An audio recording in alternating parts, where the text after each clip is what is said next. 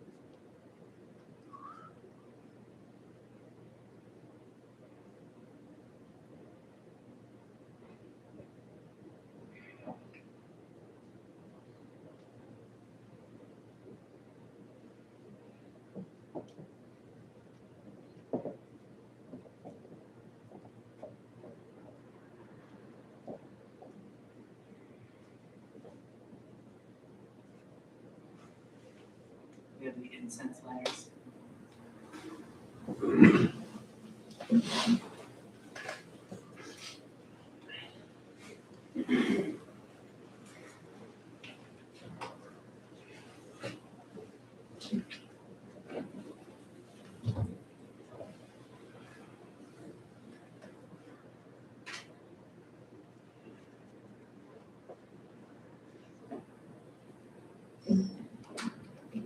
You'll find in your chant books we have an incense lighting offering.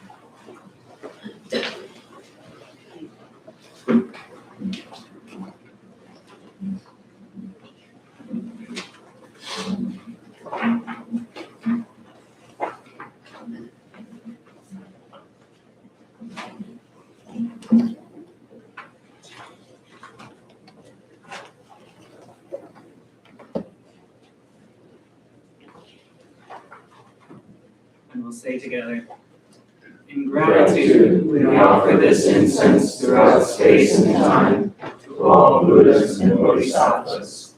May it be fragrant as earth herself, reflecting careful efforts, wholehearted awareness, and the fruit of understanding, slowly ripening. May we and all beings be companions of Buddhas and Bodhisattvas. May we awaken from forgetfulness and realize our true home.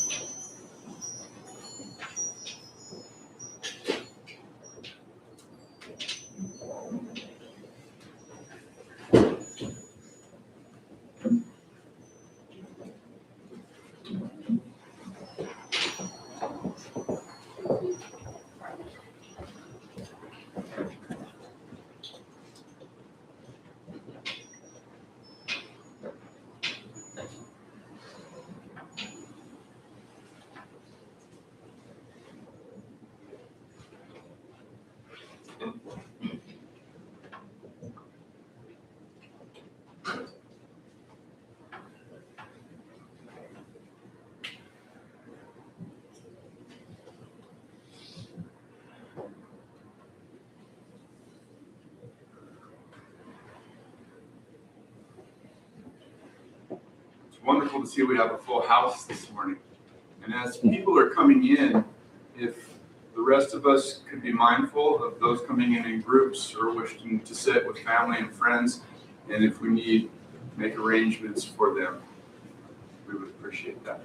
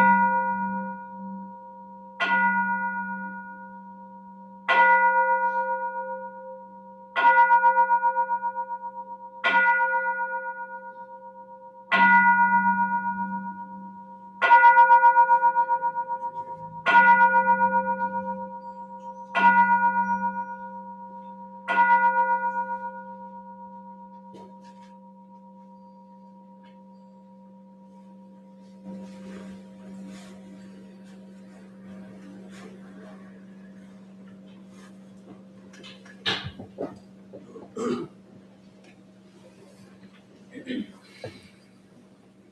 morning, everyone. Good morning. My name's Ryan, for those I haven't met yet. Welcome.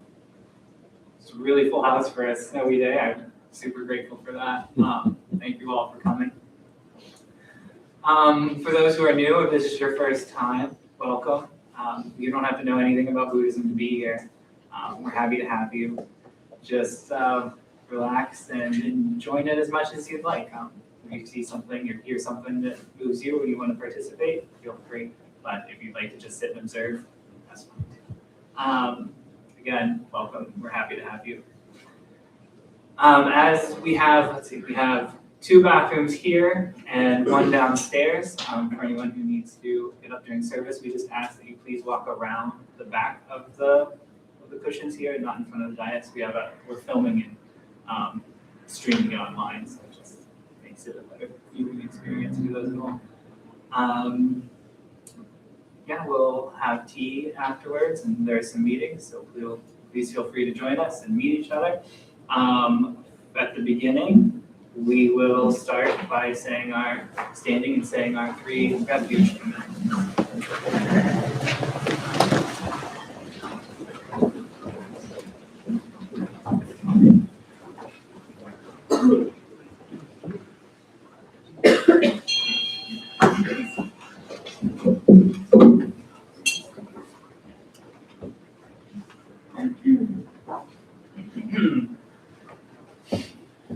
And we say together.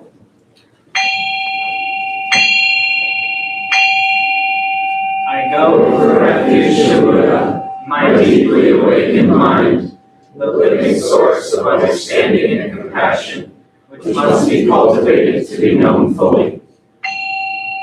I go for refuge to Dharma, the path of mindful living, leading to healing, joy, and enlightenment, the way of peace, which must be cultivated to be known fully. I go for refuge to the Sangha, the loving and supportive community of practice, realizing harmony, awareness, and liberation, which must be cultivated to be known fully. I am aware that the 3 jewels are within my heart. I vow to realize them. I vow to practice mindful breathing and smiling, looking deeply into things. I vow to understand living beings and their suffering. I vow to cultivate loving kindness and compassion and to practice joy and equanimity. I vow to offer joy to 1 person in the morning and to help relieve the grief of 1 person in the afternoon. I vow to live simply and sanely, content with few possessions, and to keep my body healthy. I vow to let go of all worry and anxiety in order to be light and free. I am aware that I owe so much to my parents, teachers, friends, and all beings. I vow to be worthy of their trust, to practice wholeheartedly, so that understanding and compassion will flower, and I can help living beings be free from their suffering. May the Buddha, the Dharma, and the Sangha support my efforts. May the Buddha, the Dharma, and the Sangha support my efforts. May the Buddha, the Dharma, and the Sangha support my efforts.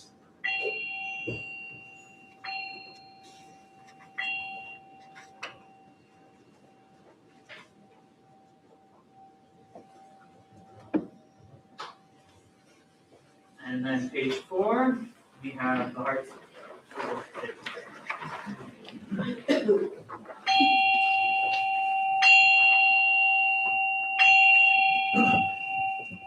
Dhamma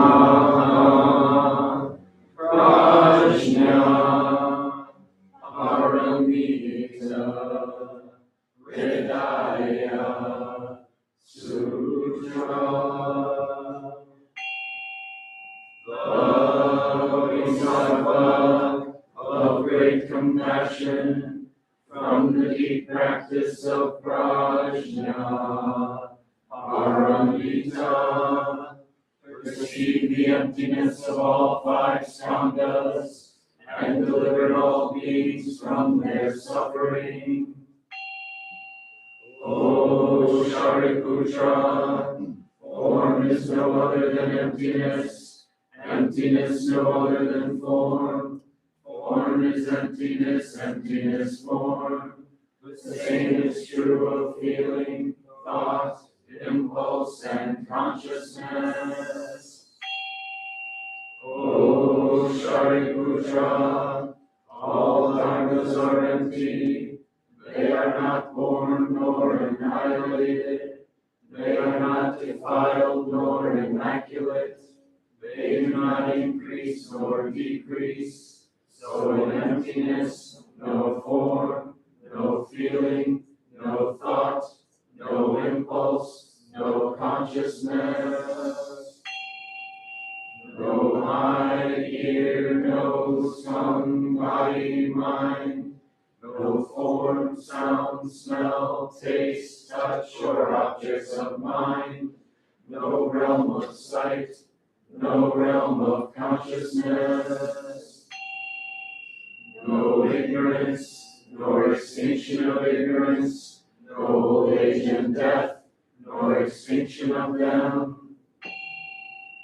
No suffering, no cause of suffering, no cease from suffering, no path to lead out of suffering, no knowledge, no attainment, no realization, for there is nothing to attain.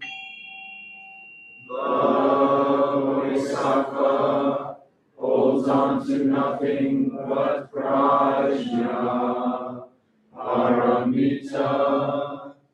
Therefore the mind is clear of any delusive hindrance. Without hindrance there is no fear. Away from all delusive views, one reaches final nirvana. All Buddhas of past, present, and future, through faith in prajna, paramita, attain to the highest perfect enlightenment. Know then the prajna, paramita, is the great Dharani, the radiant, fearless mantram, the utmost supreme mantram, which is capable of allaying all pain. This is true beyond all doubt.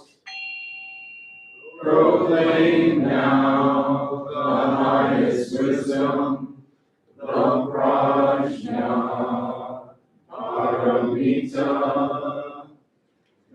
Gate, gate, paragate, parasamgate, bodhisvaha. Gate, gate, paragate, parasamgate, bodhisvaha. Gate, gate, paragate, parasamgate, bodhisvaha.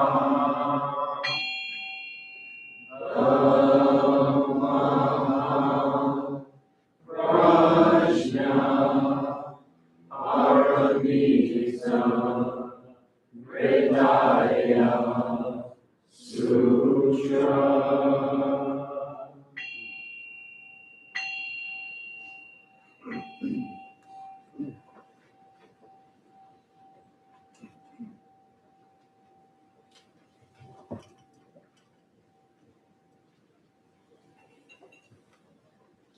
Thank you, everyone. Please be seated.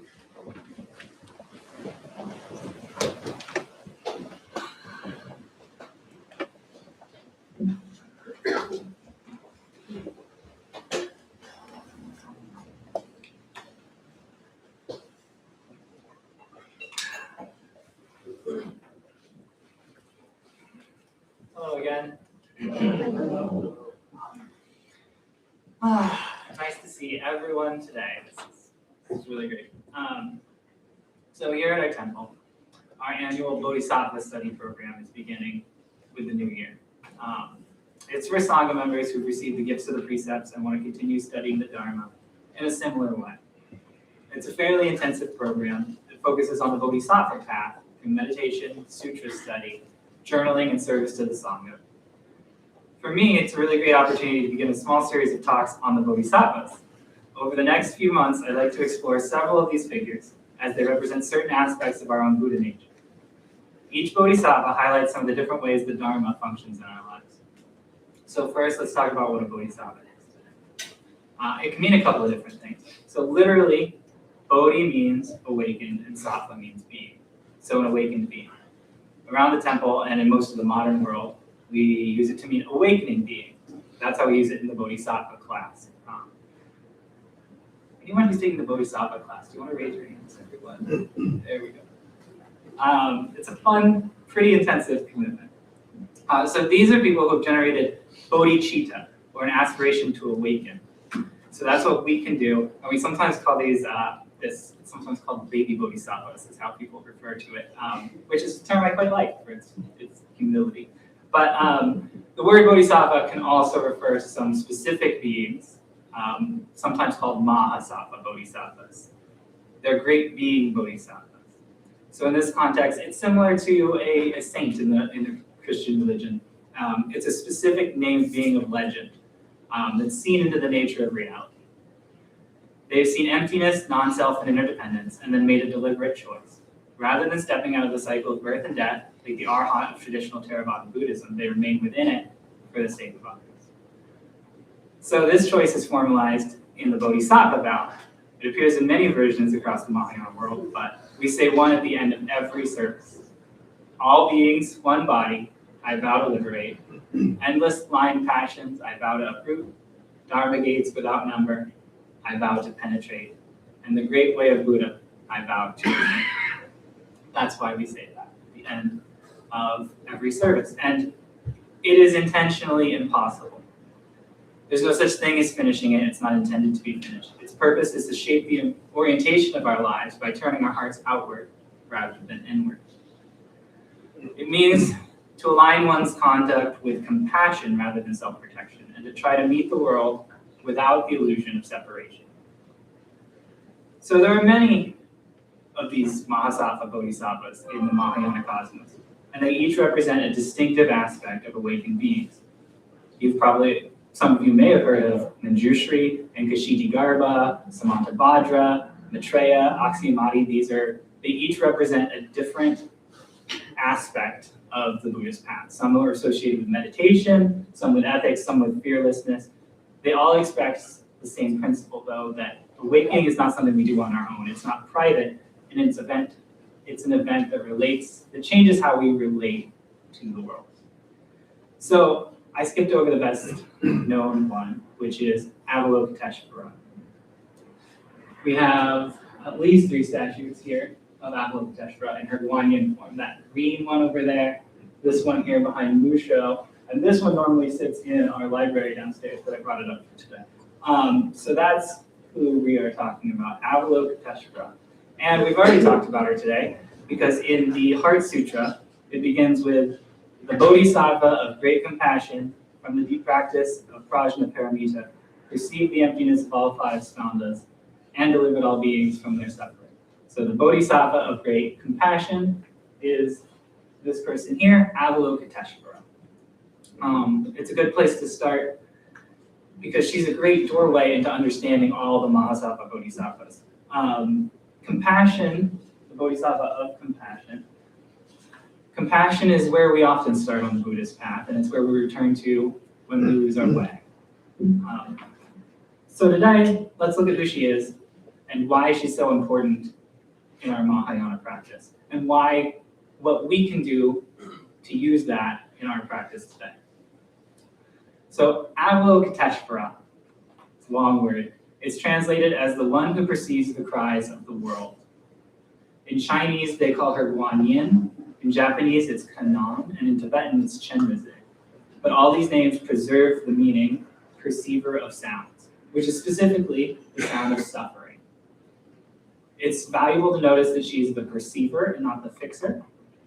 We talk a lot about deep listening here at the temple, and Avalokiteshvara is a personification of deep listening. In another religious context, she might be a patron saint of deep listening. But not just listening, it's perceiving. It's seeing, noticing, attending, all the things like that. Compassion doesn't begin by doing something, it just begins with perceiving, with listening. Something that I know that I can always remember right now. So the Bodhisattva of great compassion perceived the emptiness of all five skandhas, and that delivered all beings from their suffering. Not to go too deeply into the Heart Sutra, the skandhas essentially mean ego or the illusion of a self or the mistaken belief in a soul, which is the root cause of all desire and aversion, and consequently the root cause of all human suffering. So skandhas is a shortcut for saying that. So perceive the emptiness of all five skandhas. Emptiness is a concept we use here to mean that all things lack a permanent independent existence, right? They're all mutually dependent. We are one thing. We are all arise only through our causes and conditions and mutual dependence. So by looking deeply into things, Avalokiteshvara sees that the self is not separate from all else that exists. And this realization allows for the removal of clinging to desire and aversion and leads to the cessation of suffering. So that's why we say the Bodhisattva of great compassion perceived the emptiness of all five skandhas, and that delivered all beings from their suffering. If we see that we are all one thing, which she represents, it helps to alleviate our suffering. If we listen with compassion and perceive, that's where to start. She is a personification of this process. So the history of this being, Avalokiteshvara, is a huge topic, and he can appear as different. She can be male, she can be female, she can be androgynous, depending on which form of her you're looking at. She represents many things across different cultures. She appears in the early Mahayana sutras, particularly in the Lotus Sutra. In chapter 25 of the Lotus Sutra, the Buddha describes Avalokiteshvara as a bodhisattva who takes on whatever form is necessary to help all beings. So the final section of that sutra is a summary of the chapter in verse, and it's chanted in many Zen temples in Japan every day. From what I understand, it tends to be personally meaningful to a lot of the practitioners over there. And so if you were here earlier, we did that for our bell chant today, an English version of that, which I really liked. Different devotional aspects of Avalokiteshvara practitioners have different ways of counting up their infinite manifestations. So you may find it 8, 15, 33, 108. There's lots of different versions of this bodhisattva that you'll see. The original form from the Lotus Sutra we call Arya Avalokiteshvara. Arya, Igyesu talked about Arya last week, she doesn't say the Four Noble Truths, she says the Arya Truths, which means sacred or great or ennobling. So Arya Avalokiteshvara is the sacred lotus bearer Guanyin figure. That's the form that appears in chapter 25 of the Lotus Sutra, but you'll see other forms around here. This is called Water Moon Avalokiteshvara. The rocks represent looking at the reflection of the moon in the water, which represents impermanence. She has the Heart Sutra here. This is a beautiful statue, written on her grotto. That one over there is called Dragon-Headed Guanyin. Guanyin being the Chinese word for Avalokiteshvara. These are all the Chinese manifestations. She's seated on 2 dragon heads if you look closely. And all of these have Amitabha Buddha in their headdress. She's associated with Amitabha Buddha. One of the primary forms is called 11-faced Avalokiteshvara. It has 1 main head and then a crown with 3 wrathful heads on this side, for those who need tough love to awaken. 3 smiling facing forward, and then over here is 3 fanged ones to protect the faithful. But on top of that, that's 3, 3, 9, 10. She's 11-headed. On top of that is Amitabha's head, Amitabha Buddha. So Amitabha Buddha is one of the Buddhas in the Mahayana pantheon. primarily in Pure Land Buddhism, which is popular in China. It's one of the largest forms of Buddhism. They teach that Amitabha Buddha maintains a pure land for his followers, so that in this life, if you take refuge in Amitabha Buddha by saying his name, your next rebirth will be into his pure land. You'll be able to work towards enlightenment without distraction, without all of this. So Amitabha resides in that pure land, and Avalokiteshvara is responsible for doing his liberative work in this world. So the story goes that she was able to deliver all beings from the samsaric realms of birth and death to Amitabha's pure land, but she turned around to see all the spaces of samsara filling up with new beings. And at that, her head shattered into 10 pieces in grief, and Amitabha restored them all and added his own as an 11th to help process that grief. One other form you'll see a lot is called thousand-armed Avalokiteshvara. You may recognize this. She has 1,000 arms to aid all beings. The Japanese version is known as Senjukanan in this one, and he also has an eye in each of his hands. And those hands will often hold tools to help with their aid. Everything from malas and willow branches and books and jewels and lotuses and things like that. And that imagery symbolizes that the world's suffering is diverse and the means of relieving it are equally diverse. So we can also see, it also represents in the 1,000 arms of Avalokiteshvara, the 1,000 arms of the Sangha, all helping each other, all reaching out with compassion. And it tells us that compassion looks different for all of us. But bodhisattvas, these mahasattva bodhisattvas, are primarily creatures of folklore. Myths and stories of real people blend with devotional interests to create what we have today. And this has come up a lot in the last few weeks with stories of Bodhidharma and losing his arms and things a lot through the Buddhist pantheon. But it kind of seems foreign in a lot of ways, but it's really as common across cultures if you think about things like Valentine's Day here in the US, where we have a Christian saint and a pagan holiday and a Roman god, and they all join together into this fun, beautiful melange of a day of love with a baby that shoots heart arrows.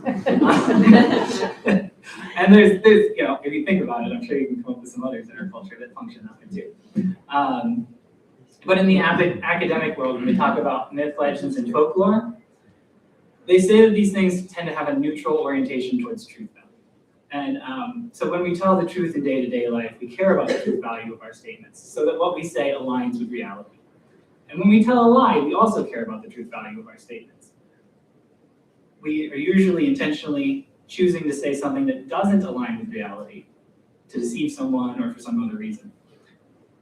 But when we're in the world of folklore, we're fundamentally indifferent towards the truth value of our statements and are instead concerned with the meaning and values the story provides. So while the truth teller and the liar operate within a framework where truth values matter, the folklorist rejects that framework entirely.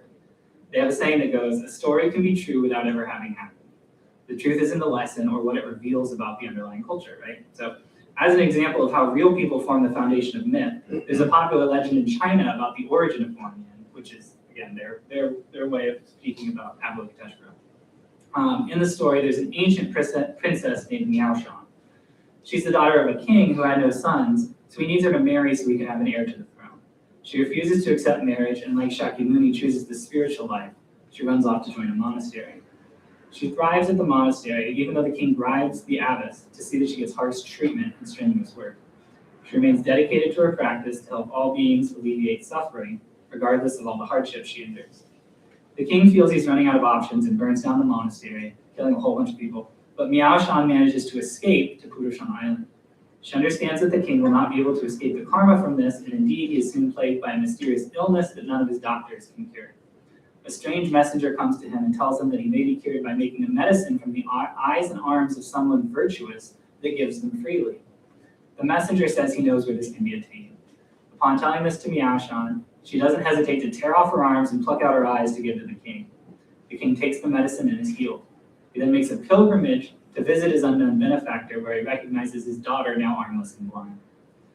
He's deeply moved and repents all his evil deeds, and it's at this point that they're given a vision of the future and learn that she'll be reborn with 1,000 arms in order to continue helping all beings. There's a vast collection of folklore like this dedicated to the Mahasattva Bodhisattvas. It shows how deeply they impact the culture in Buddhist countries.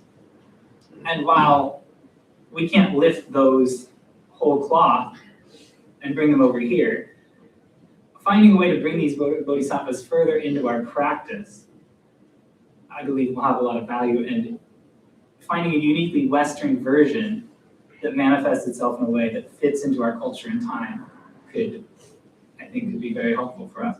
In fact, Avalokiteshvara doesn't have an English name in the way that Guanyin and Kannon exist in China and Japan. We just use the Sanskrit one. Buddhism entered the English-speaking world academically and not devotionally, or culturally, like it did in East Asia. The first translations in the West were done by Orientalist academics, so Sanskrit names were preserved for accuracy rather than naturalized. East Asia's had centuries of vernacular religious use, which is yet to develop in the West at scale. So for instance, Buddhism spread in China, primarily through rural lay people who were mostly illiterate in the past. Names had to be memorable and pronounceable, and Avalokiteshvara evolved into Guanyin, which etymologically maintains the meaning in Chinese, but functions as a proper name. So since we still use her Sanskrit name, she has no established English personal name like Kannon in Japanese or Guanyin in Chinese. But if we take a little diversion, let's take a look at what an English proper name for Avalokiteshvara would look like if the Dharma had entered the West in the same way as it did in East Asia. Things the personal names for Bodhisattvas all have in common are that they're short, phonetically natural in their language, and rooted semantically in traits relevant to their bodhisattva, which here is compassion. So there are a couple ways we could go with this that I think are pretty good. Early English translations of Guanyin call her the goddess of mercy. English has a history of taking Puritan virtue nouns and using them as names. So like grace, faith, hope, joy, things like that. So in that way, a plausible English name for Avalokiteshvara would simply be mercy. Right? It's short, natural, fitting, sounds good in English. But another way we could go with this is if you take a look at the example of Jesus, his name in the Hebrew Bible was Yeshua, which became Jesus as a result of a linguistic journey from Aramaic to Greek to Latin to Old English to Modern English, where they didn't necessarily have J sounds or sh sounds, so it transformed a little bit. So if we mimicked that linguistic journey and kept the sound rather than the meaning, a great rendering of Avalokiteshvara in English could be something like Avalon, right? English has a long history of turning foreign-sounding names into short resonant forms, and Avalon keeps the initial Ava sound, drops the complex Sanskrit morphology, and produces a short English-style name, which is exactly how names become naturalized.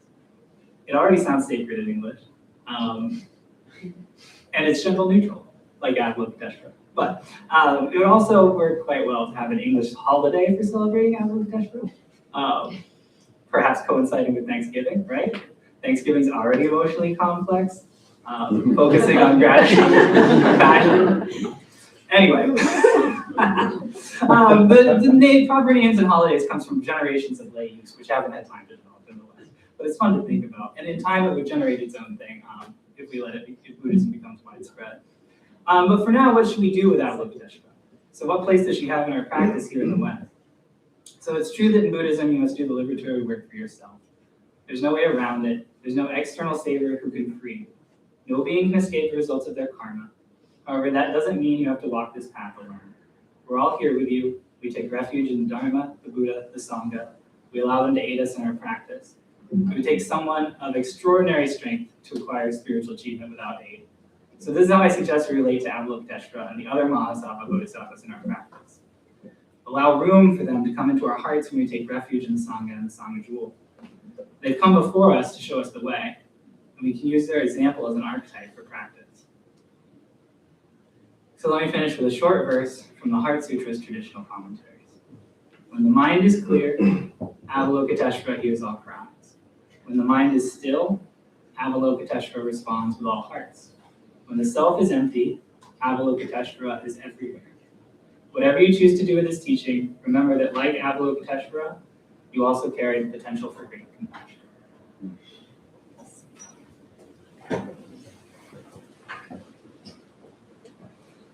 So now we will do a short meditation. We've been talking a lot about koans here. And this is the blue cliff record. Koans are being short phrases that we short little stories that we can focus on during meditation that are often seem nonsensical at first. They're dark to the mind, but bright to the heart. There's one in this collection of koans about Avalokiteshvara. I won't read the whole thing, but it gives us a little something to focus on. Maybe perhaps if you'd like during meditation. So this is the 89th case of the Blue Cliff record.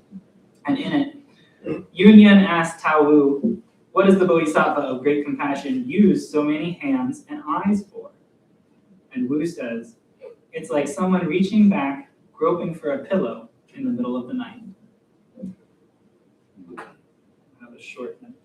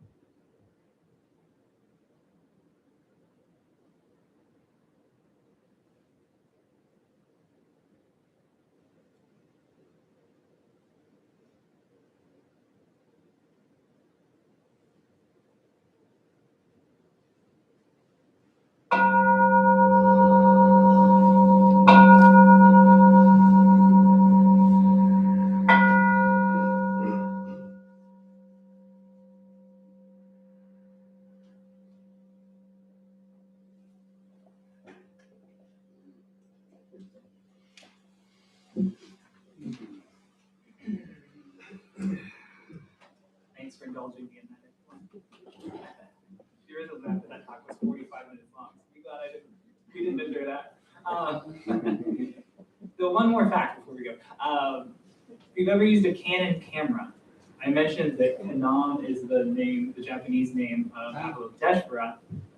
They also make printers. It was originally named after Avalokiteshvara, Canon in Japanese, and their logo was originally a 1,000-armed Avalokiteshvara. But in 1935, they changed it to appeal to a wider global audience. I also encourage you to look up Clam Guanyin. That's a good one. There's some really wild forms out there.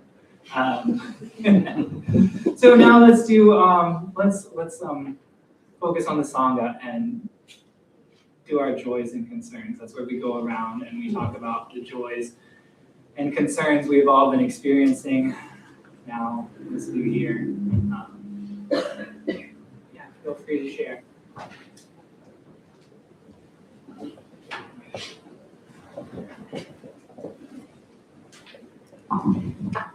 So this week has been quite radical in feelings, jumping back and forth between the joy and some glimmering hope watching the monks walk across this country and how they've been greeted and respected.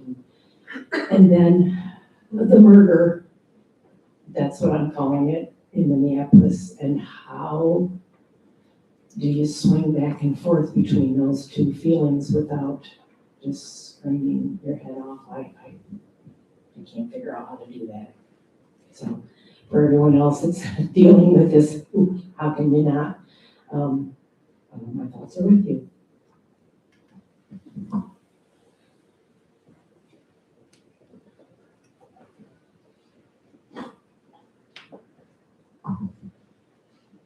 Hello everyone, Shanta Dirty Baba, good to be here, good to be back. I have a joy, couple joys, and a concern. The concern being just the deep despair I've been feeling, and I think I know many of us have been feeling about what's going on in the country right now. And the murder in Minneapolis, and talking about compassion is so timely right now. There's so much compassion, but there's also such a lack of it depending on where you look. And, it's just, there's so much grief that we're holding right now. And I'm concerned about the state of everything, I guess, to the long and short of it. As for joys, on a personal level, I've been going through some things, but there have been many blessings in a time of a lot of struggle, and I'm very grateful for that. And also, I started reading a new book last night called Hope in the Dark by Rebecca Solnit. It felt timely to start reading that book, and I've kind of had this feeling, and the book echoed this feeling that those in power would like us to believe that we are alone in our despair, and they would like us to believe that we're powerless, and that's not true.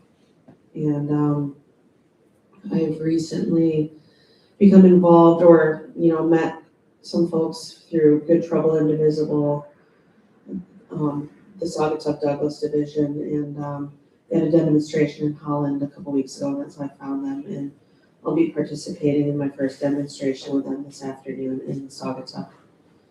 And because I feel like I have to do something and I don't know where to start, so this is a starting place. So I'm grateful that we're not alone.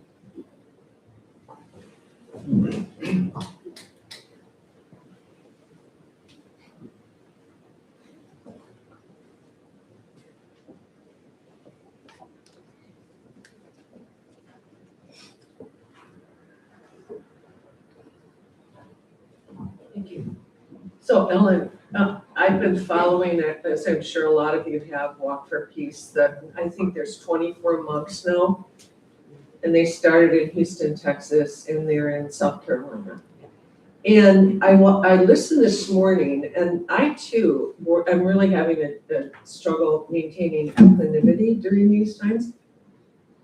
But it was really interesting, and thousands of people are showing up, lining the roads. I mean, I think I hope that brings comfort to some people, that they're hearing the message.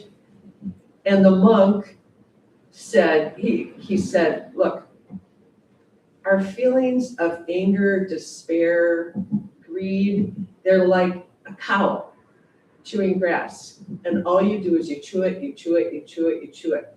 Instead, turn outward and show yourself as an example of peace and compassion to the world. And I think that is probably the most powerful lesson. So, Walk for Peace, for those of you who haven't followed them, it's an incredible example.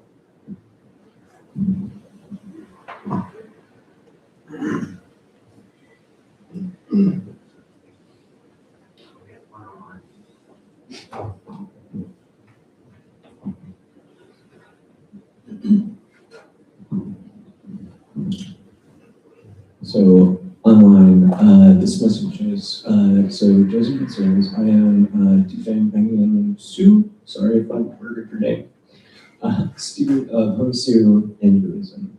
I am healing myself from a disease they call cancer in my throat. My current energy level prevents me from joining you there, though I am always with you in spirit. I enjoy sharing tea, meditation, or a movie with friends and family, and welcome you to message me on Facebook for this if you like. Please know I send you all loving intentions for bodily health and spiritual vitality. Facebook, Dan Squack.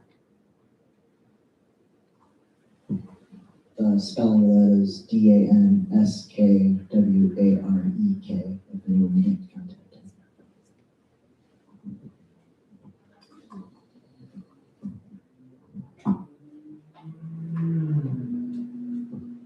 Hi.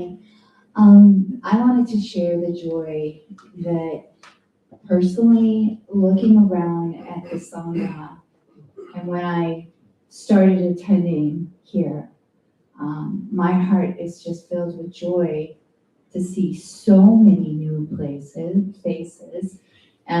Parking is getting difficult. But I am so grateful for all of you that are here. And I feel the sorrow and the despair, but we have seen this in humanity too many times before. It's like the wheel. And I feel that we are on the verge of a great awakening.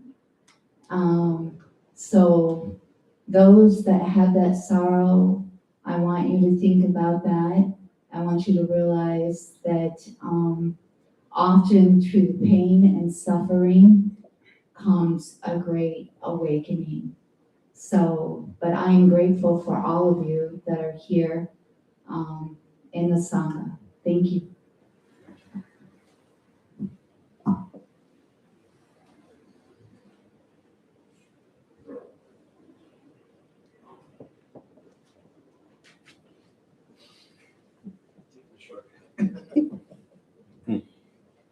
So I got one joy and one concern. The joy is that I'm going to be moving out of my parents' house for the first time in my life in March. I'm both excited and a little nervous for that. And as for the concern, within the past few days, I've been informed that my social security number was stolen. And my fiance lost their job, so rough time for that. But I'm hoping to get through it and hopefully have a good time living in this new place soon.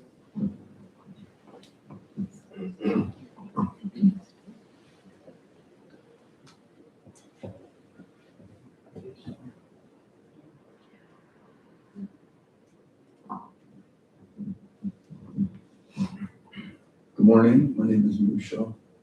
It's wonderful to see, as people have already echoed, it's wonderful to see the temple so full with so many faces. I wanted to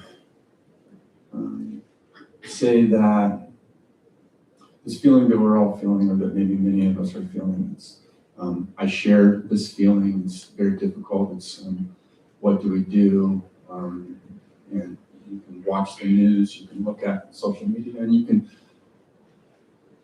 it can be overwhelming, and this sense of despondency can come upon us. And it's very easy to have happen, and it's difficult sometimes to get out of. It's this kind of lump of, oh, what am I going to do in the world? There's so much suffering in the world that we're witnessing right now. And I'm reminded of my teacher talking about sponges on the bottom of the ocean. Sponges have been around for hundreds of millions of years, and they sit down on the bottom of the ocean and they suck in dirty water and they put out clean water. They just are down there filtering the water, bring in the dirty and put out the clean. And with the temple so full this morning, I see the opportunity for all of us just to be sponges in our community and to be out there. When we feel this despondency and we think, what can I do? Or, oh my gosh, I don't know what to do about anything. Showing up with peace, showing up with love, showing up with compassion, it's a very powerful act. It's the most powerful act.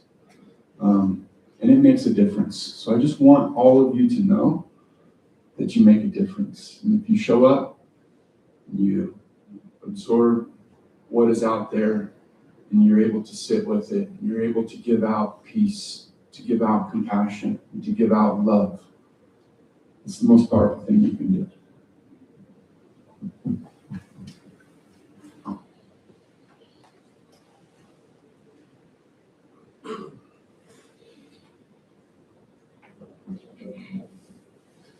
Thank you, Michelle. Let's sit with those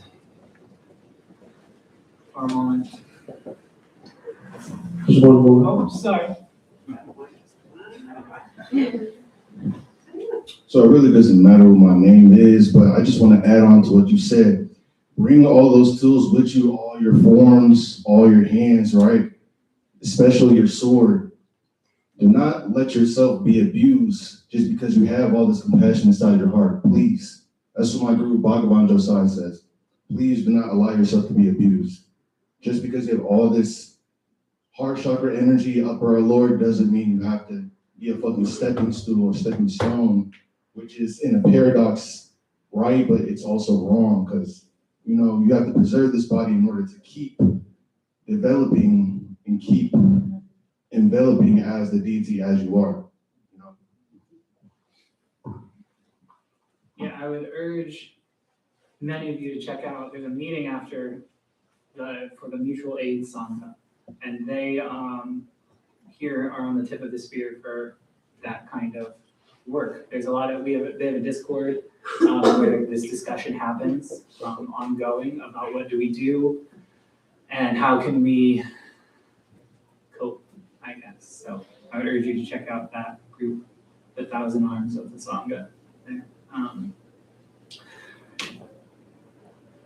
One more thing. When I was coming in on Thursday for our book club to open the temple was surrounded with caution tape. The whole area, there were 6 cop cars, a forensics unit here. On Division, a woman on a bicycle got hit by a bus and died. I don't know who she was. I didn't learn that until later. But it's a reminder that that everything's impermanent. We're all on the front lines of death. And to practice like our hair's on fire, as they say in the Bodhisattva book. So I hope that whoever she was, those that knew her are finding ways to recognize impermanence in a healthy and grieving manner.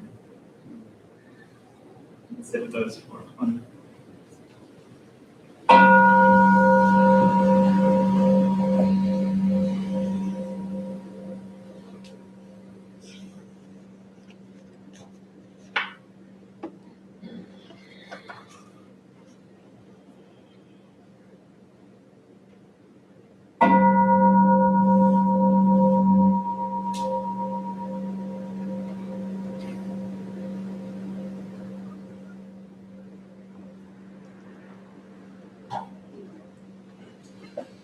May you be happy, may you be healthy, may you be safe, may you be peaceful. Temple announcements. Let's see. Do you want to do the key thing? Sure. Oh, yes. That's good. I have an announcement that's not a temple-related announcement. That is to say, it's an outside group, but one that Temple Sangha and Dharma Council, the teachers are somewhat affiliated with. Sometimes that is the Kaufman Interfaith Institute. So I've spoken at Kaufman Interfaith Institute events, and they reached out to us with a new event that they have coming up for January 22nd. And they said, promo this because it's important. And so I wanted to just make an announcement. I'm going to put this flyer up on the board, or I'm going to ask Jiva to probably find a place after I'm done speaking for this flyer on the bulletin board. It does have a QR code. So as you're going out, you can scan it if you're interested. And it is an interfaith dinner and dialogue. It's coming up, as I said, on January 22nd. This interfaith table talk event will explore the spiritual framework for nonviolent resistance that influenced the Reverend Martin Luther King Jr. Throughout this event, we will see the threads shared among figures such as Mahatma Gandhi, Rabbi Abraham Joshua Herschel, and Venerable Zen Master Thich Nhat Hanh. There are some esteemed speakers, and it's just essentially going to be and they're going to give food, and it's free. Let's all go. It's all going to meet. And these speakers who on the website, they have their backgrounds super impressive, and we're all going to get together and talk about how we can move forward in the framework of nonviolent resistance in today's age. So this is, I thought, was very important to me. As I said, I'm going to give this to someone, Jiva, excuse me. There you go. And I'm going to, it's going to be on the board for your all's information. Thank you.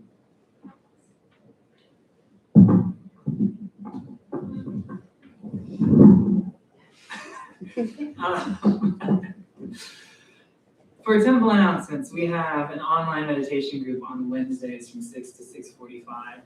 With Venerable Kunga leads that. You can see the newsletter for information on joining. We have a Thursday morning Dharma discussion group from 9:30 to 11. We're currently reading Zen and the Art of Saving the Planet by Thich Nhat Hanh, which is really fun. It's great. Please come. There's a Heart Sutra study course going on Fridays. It's already started last Friday. Igesu is leading that.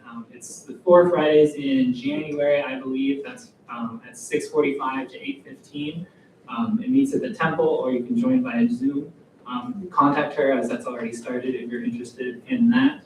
The Buddhist Mutual Aid Sangha, which is involved in helping each other and coming together and seeing what we can do, meets today downstairs at 11:30. That's still happening, right? At 11:30. It's a great group. They're working on getting a food pantry downstairs. We'll see how that goes. Thank you, Michelle, for stocking that. It's looking fantastic. There's dry goods and basic human necessities down there that will be free for anyone to take. We have some classes coming up. January 17th, we have the introduction to meditation from the Tibetan perspective. That will be Saturday from 9 to noon on 17th. So you can email or check the newsletter for any of this stuff, or email Igesu. She will be running that. There's a board meeting, Grand Rapids Temple board meeting on January 18th, which is the Sunday after service. That would be next Sunday, I believe. Anybody can join that. It'll be downstairs or on Google Meet. And then we have our winter silent retreat, January 24th. That's a Saturday, all day, 9 to 4. You can email Kunga about that. He'll be leading that presumably. Again, we'll see the newsletter. That's a really, really cool. You sit. There's sitting meditation, walking meditation. You eat in silence together. It's really nice. Sometimes there's a soda service involved in that. We also have recovery meetings, Buddhist-based recovery meetings. Monday, Wednesday, Friday at different times. Mostly here, one of them's at the Alano Club. You can email, check the newsletter, more information about that. We have friend of the temple, Leon Hoskingchil Eggers, is doing some art meditations at the Grand Rapids Art Museum. The Art Museum is getting into some more mindfulness practice. Those, you can check their website. Those are Saturdays and Wednesday coming up. I think that'll be pretty interesting. And do we have a Donna announcement?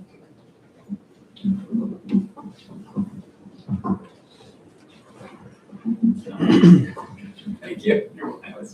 Good morning, everyone. My name is Chungo Su. I think this is the last announcement, but bear with me here. So Donna is the first of our 6 perfections that we aspire to as bodhisattvas, and it's going to be generous and helpful. So I think it's very fitting talking about Avalokiteshvara, their compassion, and the root of generosity and helpfulness is compassion. So just like Avalokiteshvara and their 1,000 arms and eyes, we're actively looking to see where help is needed and to be quick to help. I think this is also really fitting just with what we're seeing in society and what's happening around us right now.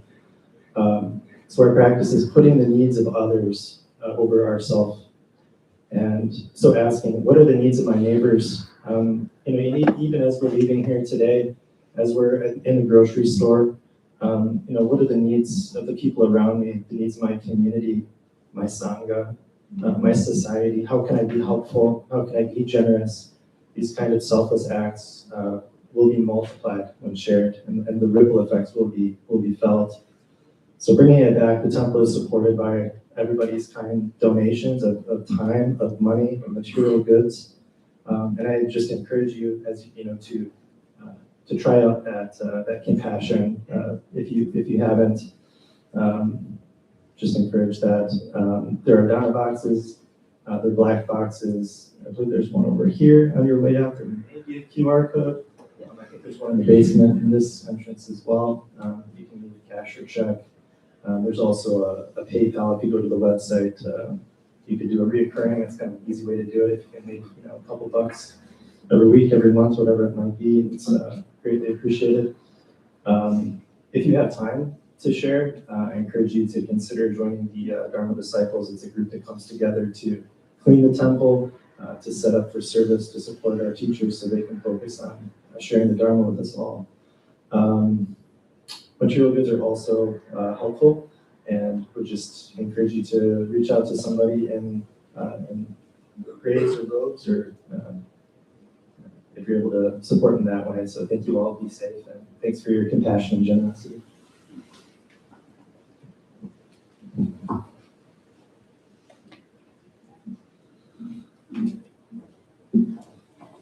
All right, thank you, everyone. We will meet downstairs before the mutual aid sangha to have tea and conversation. So please join us for that.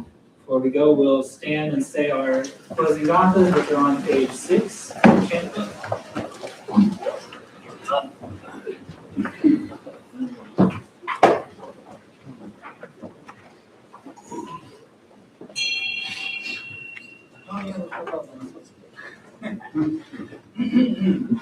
For all unskillful actions ever committed by me since of old, on account of my beginningless greed, anger, and ignorance, born of my body, mouth, and thoughts, now I atone for them all. Vast is the robe of compassion, a formless field of benefaction. I wear the Buddhist teachings for the benefit of all sentient beings. All beings, one body, I vow to liberate. Endless blind passions, I vow to uproot. Dharma gates without number, I vow to enter. The great way of Buddha, I vow to attain. We could divide down the center and just have this half and this half. Each other.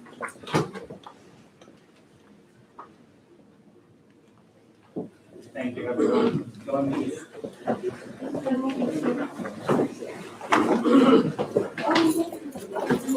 Oh,